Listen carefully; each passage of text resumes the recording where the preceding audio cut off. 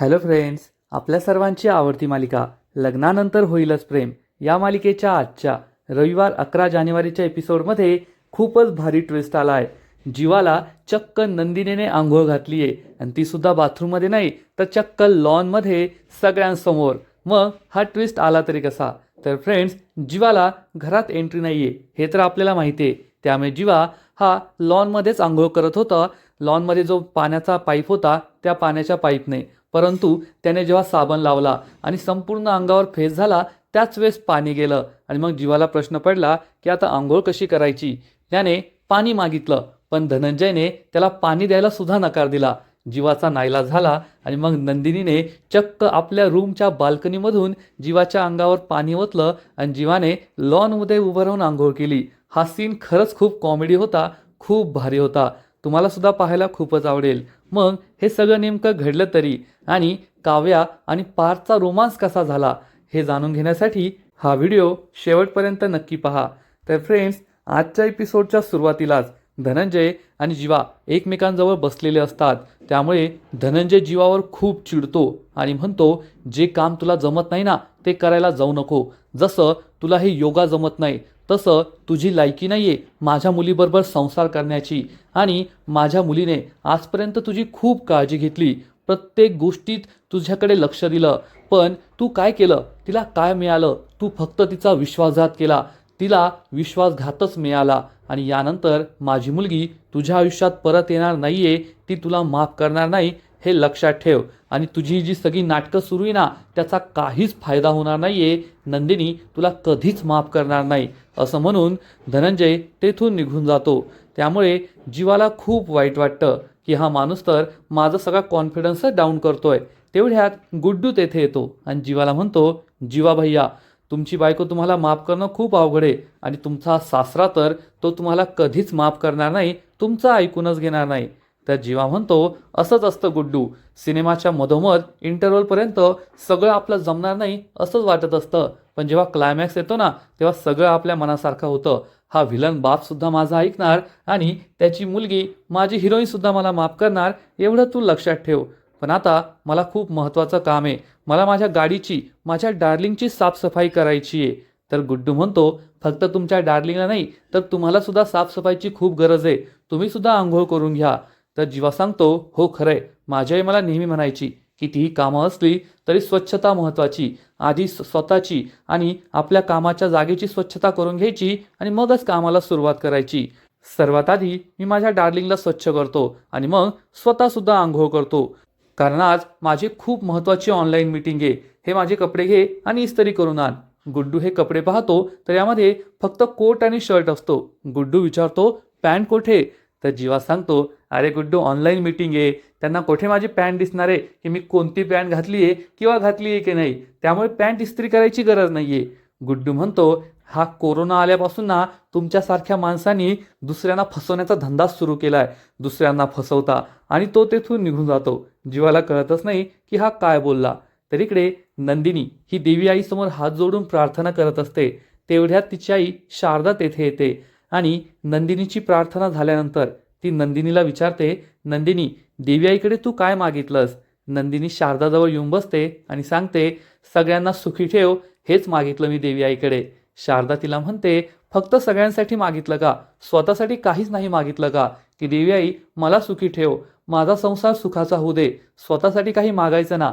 नंदिनी, तुझ्यासारखी जी माणसं असतात ना, दिवा बनून संपूर्ण जगाला उजेड देतात, परंतु स्वतः मात्र जळत असतात. असं करू नकोस, स्वतःसाठी सुद्धा काहीतरी मागत जा. नंदिनी सांगते, आई मी सर्वांसाठी मागितलंय, त्यात मी स्वतः सुद्धा आलेच ना आणि मी सुखी आहे. तर आई म्हणते, आता 2 दिवसांवर संक्रांत आली आहे, आपल्याला खूप तयारी करायची आहे. आणि आधी जेव्हा तू, मी आणि काव्या इथे राहायचो तेव्हा किती मजा यायची ना, आपण सगळे मिळून तयारी करायचो. तर नंदिनी सांगते, हो आई, मागच्या वर्षी आमची देशमुखांच्या घरी पहिली संक्रांत होती, ती सुद्धा आम्ही खूप आनंदात साजरी केली होती, खूप मजा आली होती. तर आई म्हणते, आता काव्या तेथे आणि तू येथे, पण तुझ्या मनातून देशमुखांच्या घरचा विचार काही जात नाहीये आणि काव्यासुद्धा तेथे खूप एन्जॉय करेल यावर्षीची संक्रांत. तर नंदिनी सांगते, हो ना, आता त्यांच्या घरात संक्रांतीची तयारी सुरू झालेली असेल. आई आणि काव्या मिळून तिळगुळ बनवतील आणि तिळाचे लाडू बनवतील. काव्याचा जीवाचा जळफाट होत असेल की कधी एकदा मी पार्थला तिळाचा लाडू चाखते, पण पार्थ काही लाडू खाणार नाही, त्यांची खूपच मजा येईल. आणि जर मी तेथे असते ना, जीवा तेथे असते, तर जीवाने आम्हाला सर्वांना किचनच्या बाहेर काढलं असतं आणि स्वतः तिळाचे लाडू बनवले असते, कारण त्यांना हे सगळं बनवायला खूप आवडतं. त्यांना त्यांच्या आजीने हे सगळं शिकवलंय. असं म्हणून नंदिनी ही तेथील सगळ्या आठवणी सांगते आणि जीवाबद्दल खूप भरभरून बोलते.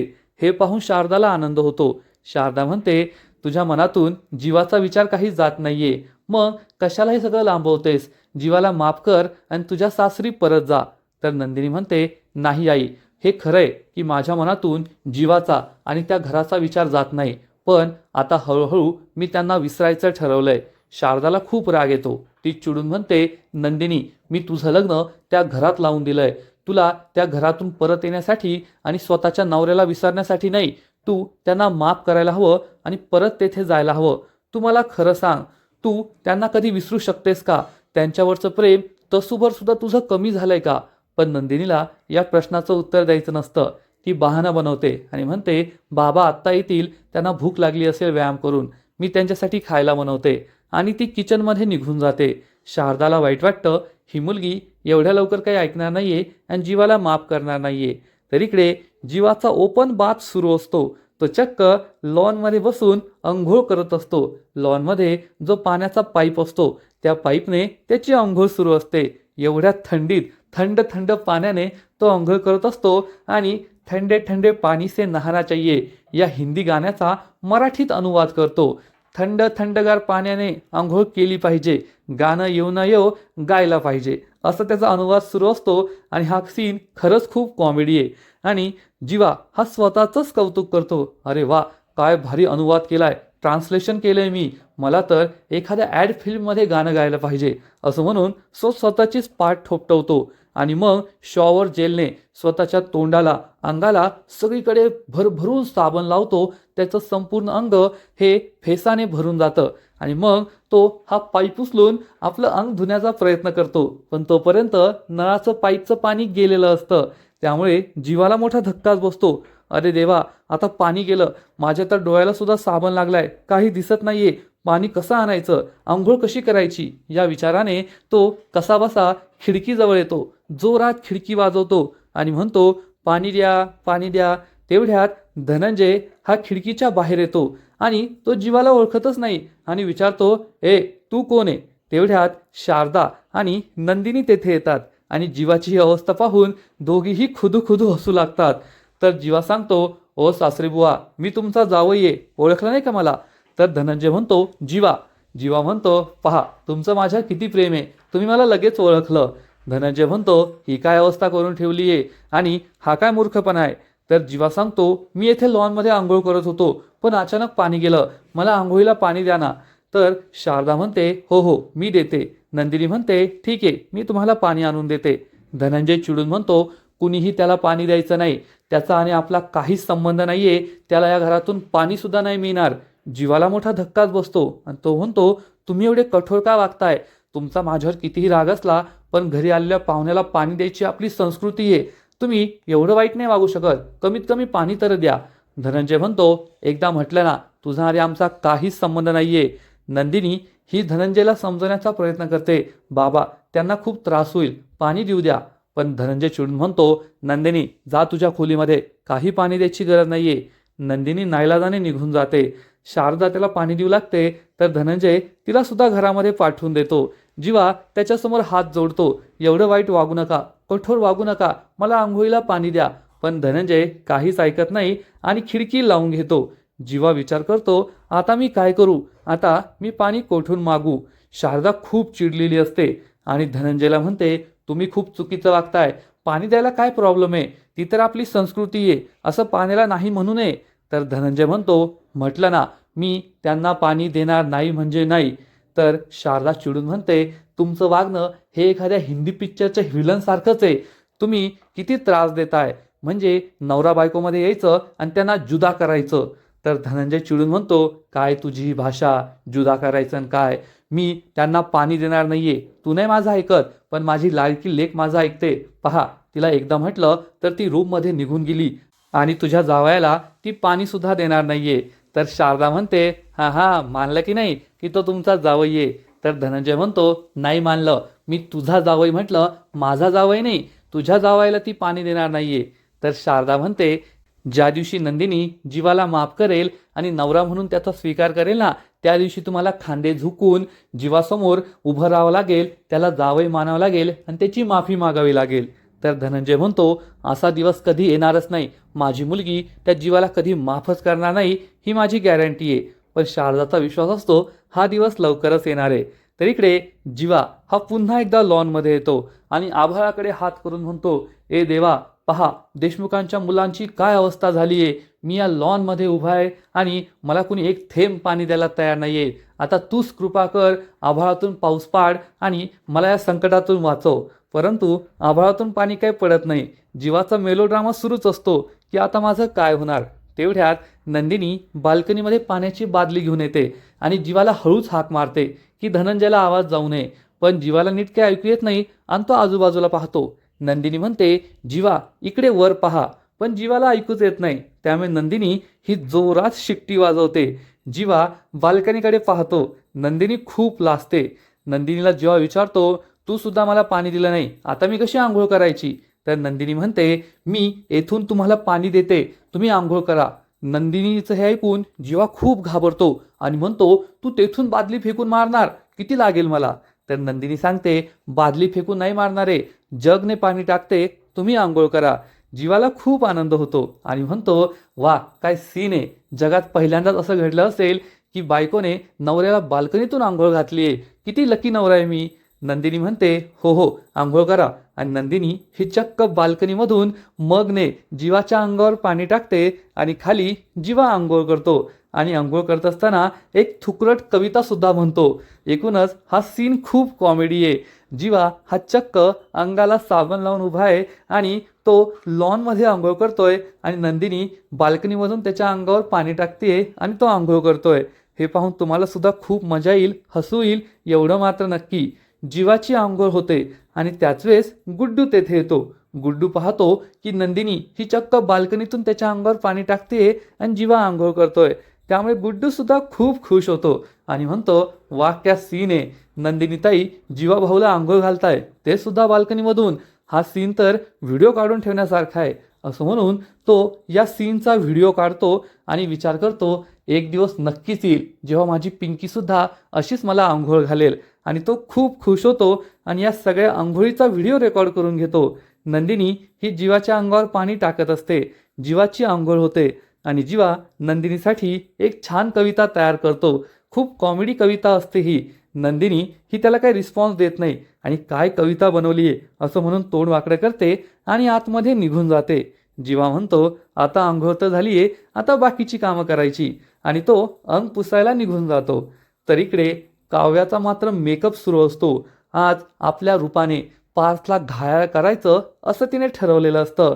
ती खूप सुंदर मेकअप करते, दागिने घालते, नाकात नथ घालते आणि रेडी होते. तर इकडे पिहू आणि तिची एक मैत्रीण या दोघीही ॲन्युअल फंक्शनची तयारी करत असतात. डान्स बसवत असतात, स्टेप्स तयार करत असतात. रम्या तेथे असते आणि ती या दोघींना म्हणते, मी तुम्हाला सांगते, आणि ती त्यांना स्टेप्स शिकवते. पण पिहूला तिच्या स्टेप्स काही आवडत नाही आणि म्हणते, नाही रम्या दिदी, या स्टेप्स नाही जमणार. तेवढ्यात मानिनी तेथे येते आणि विचारते काय चाललंय. तर पिहू सांगते, आम्ही आमच्या ॲन्युअल फंक्शनसाठी डान्स बसवतोय, रम्या दिदी आम्हाला स्टेप शिकवते पण त्या काही जमत नाहीये. तेव्हा मानिनी तिला म्हणते, ठीक आहे, अजून काय आहे तुमच्या ह्याच्यामध्ये. तर पिहू सांगते, आमच्या ॲन्युअल फंक्शनमध्ये आम्हाला कॅटवॉकसुद्धा करायचा आहे. रम्या म्हणते, कॅटवॉक मला जमतो आणि ती कॅटवॉक करून दाखवते. पण पिहूला हे सुद्धा आवडत नाही. पिहू म्हणते, जमत नाहीये, ती व्हाईब येत नाहीये, कारण आमच्या ॲन्युअल फंक्शनमध्ये आम्ही सगळ्या साड्या नेसणारे आणि मस्त साडीचा पदर उडवत कॅटवॉक करणारे. तू कॉर्ड सेट घातलाय ना, त्यामुळे ती व्हाईबच येत नाहीये, ती मजा येत नाहीये. आणि त्याच वेळेस चक्क काव्या ही साडी नेसून मस्त केस हवेत उडवत, साडीचा पदर उडवत जिन्यावरून खाली येत असते आणि काव्या ही खूप सुंदर दिसत असते. तिला पाहून सगळेच फिदा होतात. मानिनीला खूप आनंद होतो आणि ती चक्क काव्याची नजरच काढते. तर पिहू आणि तिच्या मैत्रिणीला सुद्धा खूप आनंद होतो. पिहू तर काव्याला फ्लाइंग किसच देते आणि काव्यासुद्धा एखाद्या हिरोईनसारखी तिला फ्लाइंग किस परत करते. आणि काव्याचं एवढं कौतुक पाहून, काव्या एवढी सुंदर दिसतीये हे पाहून रम्याचा मात्र चांगलाच जळफाट होतो. रम्या खूप चिडते आणि त्याच वेळेस पार्थ हा त्याच्या रूममधून एक फाईल पाहत येत असतो आणि काव्या आणि पार्थची धडक होते. आणि या धडकेमुळे पार्थच्या हातात जी फाईल असते त्या फाईलचे सगळे कागद हवेमध्ये उडतात. काव्यासुद्धा पडू लागते. तेवढ्यात पार्थ तिला सावरतो आणि एक खूपच रोमॅन्टिक मोमेंट तयार होतो. दोघे एकमेकांच्या खूप जवळ येतात. पार्थ काव्यावर असलेला सगळा राग विसरतो आणि काव्याच्या डोळ्यांमध्ये हरवून जातो. काव्याला तर आनंदच झालेला असतो आणि या फाईलमधून उडालेला एक पेपर चक्क रम्याच्या तोंडावर जाऊन चिटकतो. त्यामुळे मानिनी आणि पिहू तिच्यावर खुदू हसू लागतात. रम्याचा तर खूप जळफाट होतो. काव्या आणि पार्थ एकमेकांच्या इतक्या जवळ आहे हे पाहून ती खूप चिडते आणि तिला भास सुद्धा होतो की हे दोघे मस्त डान्स करताय, एन्जॉय करताय. त्यांचा हा डान्स पाहून रम्या आणखीनच चिडते, पण हा सगळा तिचा भास असतो. पार्थ आणि काव्या डान्स करत नसतात, तर ते अजून सुद्धा त्याच पोजमध्ये असतात. एकमेकांच्या खूप जवळ, एकमेकांच्या डोळ्यांमध्ये हरवून गेलेले असतात. आणि हे पाहून रम्याचा चांगला जळफाट होतो. पिहू खुदू हसत असते. मानिनी तिला इशारा करते, हसू नकोस, गप्प बस. रम्या खूप चिडते आणि या दोघांना वेगळं करायचं असं ठरवते. ती या दोघांकडे धावत जाते आणि त्याच वेळेस जमिनीवर एक कागद पडलेला असतो. या कागदावरून तिचा पाय सटकतो आणि रम्या खुदकून खाली पडते. त्यामुळे पिहू आणि तिची मैत्रीण तिच्यावर आणखीनच हसू लागतात. रम्या खूप चिडते आणि म्हणते, काय हसताय, येथे मी पडलीये, मला हात द्यायचा सोडून हसताय, गप्प बसा. या दोघी गप्प बसतात. रम्या ही पार्थला म्हणते, पार्थ काय तिच्याकडे पाहत बसलाय, येथे मी खाली पडलीये, मला हात तरी दे, मला उचल. पार्थ हा रम्याला हात देणार. इतक्यात काव्या पुढे येते आणि काव्या ही रम्याचा हात जोरात पकडते आणि एका दमात तिला जागेवरच उभं करते. हे पाहून सर्वांनाच आश्चर्य वाटतं. पिहू म्हणते, अरे वा काव्या वहिनी, तू तर किती स्ट्रॉंग आहे, अगदी सुपर वुमन सारखी. आणि एका दमात तू रम्या दिदीला उभंच केलं. पण यामुळे रम्याला खूप त्रास होतो आणि तिचा चेहरा पाहण्यासारखा झालेला असतो. तर काव्या म्हणते, अगं मी कसली सुपर वुमन, आणि अशा व्हिलनसाठी मला सुपर वुमन व्हायची गरजच नाहीये. तिला एक फुंकर जरी मारली ना तरी सुद्धा ती उडून जाईल. हे ऐकून रम्याला खूप राग येतो. रम्या चिडून म्हणते, एक काव्या, तू जरा जास्तच बोलतीये, तोंड सांभाळून बोल, खूप जास्त बोलायला लागलीस तू. तर काव्या म्हणते, मी तर जास्त बोलते पण तू जास्त करते, आणि जास्त केल्यावर काय होतं हे तुला माहिती आहे ना, त्यामुळे जास्त बोलायचं नाही. ती रम्याची बोलती बंद करते. पार्थ तसाच उभा असतो. काव्या पार्थच्या जवळ येते आणि विचारते, काय मिस्टर देशमुख, कशी दिसते मी, तुम्ही काही सांगितलं नाही मला. पार्थ हा काव्याकडे वरपासून खालपर्यंत पाहतो. काव्या खूप खुश होते आणि पार्थ काय बोलणार आहे याचा विचार करते. तर रम्याचा मात्र खूप जळफाट होतो. पण पार्थ हा तिच्याकडे एकटक पाहतच राहतो आणि काहीच बोलत नाही. काव्या खरंच खूप छान दिसत असते. पार्थ मनातल्या मनात हा विचार करतो पण तिला काहीच सांगत नाही. फ्रेंड्स, एकूणच लग्नानंतर होईलच प्रेम या मालिकेचा आजचा एपिसोड खूप भारी होता. पार्थ आणि काव्याचा रोमांस पाहायला तर मजा आली, पण दुसरीकडे जीवाची जी अंघोळ होती, लॉनमधील अंघोळ, ती सुद्धा खूपच भारी होती, कॉमेडी होती, एवढं मात्र नक्की. आजचा एपिसोड तर भारी होता, पण या मालिकेचा पुढील एपिसोड आणखीन भारी असणारे, आणखीन मोठा ट्विस्ट या मालिकेत येणारे. मग नेमकं घडणार तरी काय, पुढील एपिसोडमध्ये आपण पाहू की जेव्हा जीवा हा आपली ऑनलाईन मीटिंग करत असेल तेव्हा त्याच्या लॅपटॉपची बॅटरी संपणार आणि गुड्डू त्याला एक आयडिया देणार की हीच तर तुम्हाला संधी आहे, आता तुम्ही पुन्हा एकदा तुमच्या सासरच्या घरात जाऊ शकतात, गृहप्रवेश करू शकतात. जीवाला खूप आनंद होईल आणि जीवा म्हणेल, अरे वा, ही तर भारी आयडिया आहे, म्हणजे आता मी पुन्हा एकदा माझ्या सासरी गृहप्रवेश करणार. आणि तो घरात कसं घुसायचं याचा प्लॅन बनवू लागतो. तर इकडे काव्या आणि पार्थ हे दोघे जेव्हा फाईलची कागदं उचलत असतील तेव्हा त्यांच्या डोक्याची धडक होणार आणि दोघांनाही लागेल. पार्थ हा काव्यावर चिडून म्हणेल, बस झालं बरं का काव्या, आता पुन्हा एकदा शिंग येतील म्हणून धडक घ्यायची नाही. आणि तो पार्थ काव्यापासून लांब लांब जाऊ लागेल. तर काव्या म्हणेल, नाही नाही, धडक तर घ्यावीच लागेल, दोघांना शिंग आली तर आपण कसे दिसू, आणि तुम्ही माझ्यापासून कितीही लांब गेला ना तेवढ्याच माझ्या जवळ याल. असं म्हणून काव्या ही पार्थच्या जवळजवळ जाईल. पार्थ तिच्यापासून दूर जाईल आणि काव्य त्याच्या डोक्याला पुन्हा एकदा जोरात धडक देणार आणि खुदू खुदू हसू लागेल. त्यामुळे पार्थला खूप राग येईल. म्हणजे एकूणच आता या मालिकेचे सगळेच एपिसोड एकदम रोमॅन्टिक आणि कॉमेडी असणारे, जे पाहायला खूपच मजा येते एवढं मात्र नक्की. तर फ्रेंड्स, तुम्हाला सुद्धा लग्नानंतर होईलच प्रेम ही मालिका आवडते ना? नक्कीच कमेंट करून सांगा. आणि या मालिकेचे असेच नवीन नवीन अपडेट्स सर्वात आधी जाणून घेण्यासाठी व्हिडिओला लाईक करा, शेअर करा, चॅनलला सबस्क्राईब करून बेल आयकॉनवर क्लिक करा. म्हणजे या मालिकेचे नवीन नवीन एपिसोड तुम्हाला सर्वात आधी पाहायला मिळतील. खूप खूप खूप धन्यवाद.